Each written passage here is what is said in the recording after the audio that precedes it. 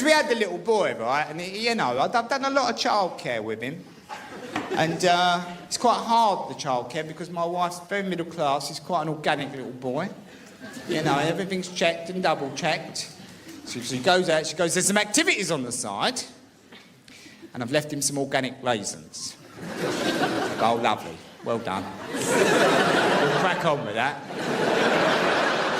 And when she goes out, I say to him, go and get yourself 2 fingers of Kit Kat and a little glass of orange juice. I say, don't water it down. When he comes back, we put on ITV4 and we watch On the Buses together. Because I want him to know where he comes from. He loves it. He loves a bit of On the Buses. But he's got no concept of dishonesty. So I say to him after, don't say nothing to Mummy about the bus programme and the Kit Kat and that. And he goes, nah, I won't say nothing, Dad.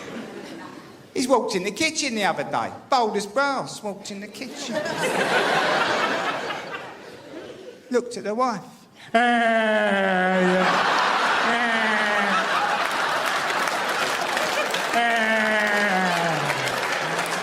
that bus out, Mum, get the bus out. They said it couldn't happen, people. They said a comedian could not get a laugh from Blakey in 2011. You saw it here, people. You were part of history. Gotta keep him alive, Blakey. So me and the wife love each other, but she gets a bit upset about my immaturity. She says, you're immature. She said, you're peeping out the curtains. You're showing people your cock. You don't say hello to no one. This grown-up bit quite hard to deal with. I'm not a monster, but I want to have a laugh. And that adult life is so dull, isn't it? So she goes out, and I'm walking about now. What's going on here? And the phone goes. And every fibre in my being tells me, everything I know to be right and wrong informs me, I must not answer that phone like a Chinese man.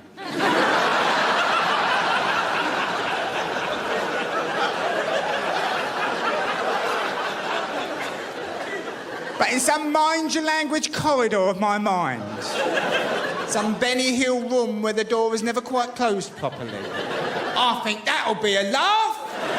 Answer the phone like a Chinese person. And I can feel myself doing it. I'm having an out-of-body experience. I'm floating above myself. Don't do it, I'll say. Don't do it. Hello! She's not here! And I have a breakaway conversation for authenticity.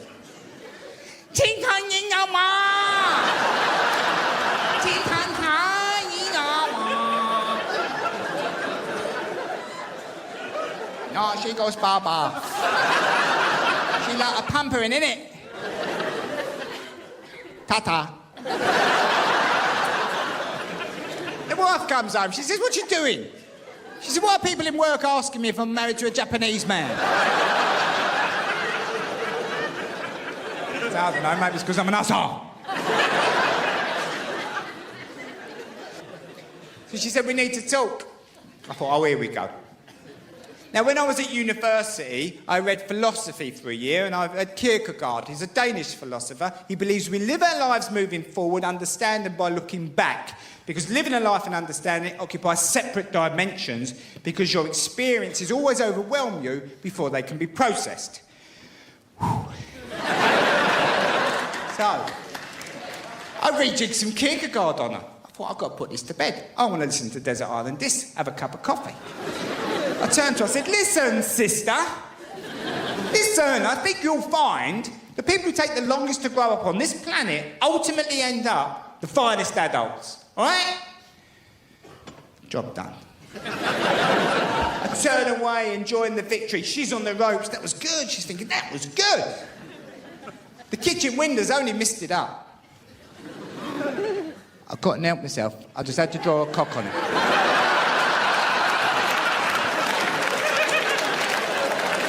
And to show her I was trying, I didn't put any spunk coming out the top. Often my wife will make a decision with no consultation. She just does it.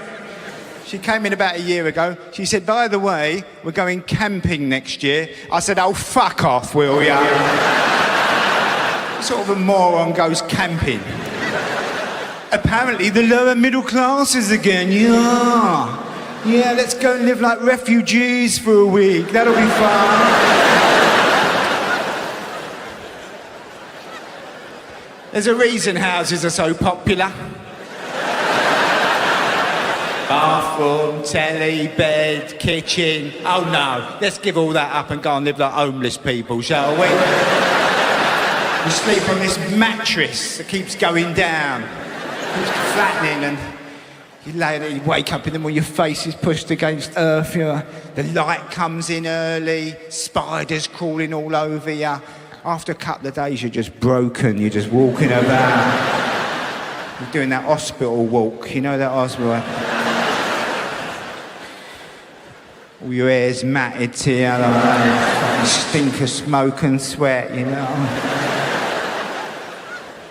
You get an old sleeping bag and put it around your shoulders, you just start wandering around the camp. You see another camp over there, I'll go over to that other camp.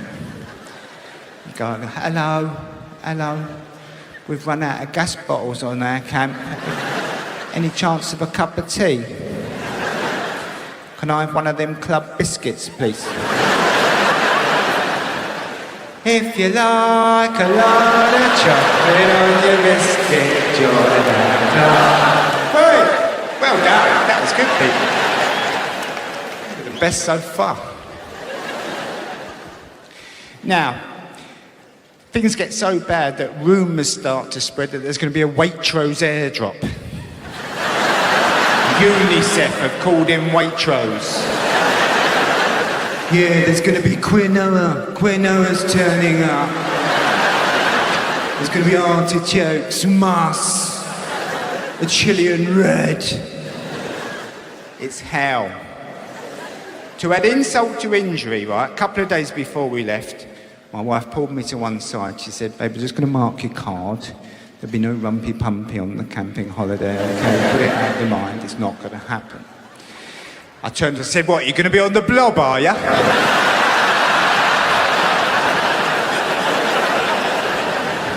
course I did, and what sort of a man says that in 2017? Oh, you're going to be on the blob. It wasn't that long ago. You heard it all the time. Men would come in the pub looking a little bit exasperated. Pooh, I've had to get out the house. She's got the fucking painters in indoors.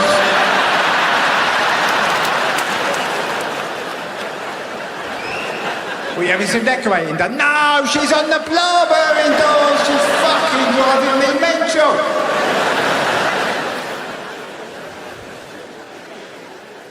You young girls don't realise how lucky you are to have these lovely modern boyfriends, caring, understanding.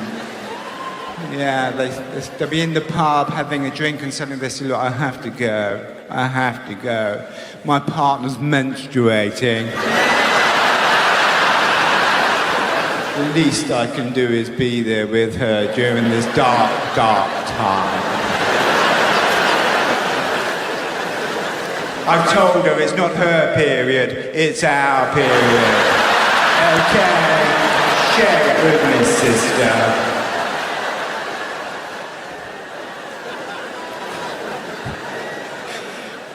Yeah, I keep her supplied with paracetamol and hot water bottles. She's allowed to verbally abuse me whenever she likes. She can punch me on the back of the head if that helps out. Yeah, as long as I'm there with her. No, I didn't say that you're going to be on the blob. I said, no, babe, no sex on the holiday. So she said, no, it's the least romantic holiday in the world, putting it out of your mind. I thought, this is a challenge. She wants me to serenade around the campfire.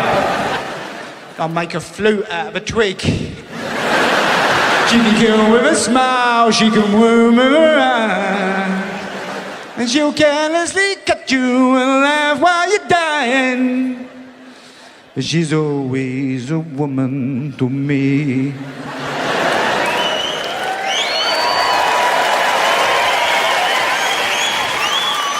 Anyway, it didn't happen. This is what happened. Second night, right? Sex ban, apparently. I wake up. I'm laying here. My wife's opposite me. She's crouched over like this, right? It's about 4 a.m. The first bit of light's coming in. She's like that, right? And she's got a long white plastic bag hanging between her legs. It's called a shiwi or a travel john, right? I say there's various names.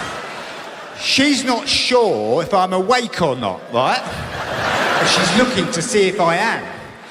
The thing is, I am. So for about a minute, she stared at me while she filled this bag up with piss. And I was staring at her, and it was getting fatter and fuller, and her legs started going where she started swinging in my face, this big bag of piss. I said, babe, I don't know if we're ever going to have sex again. I can't get this piss bag out of my mind.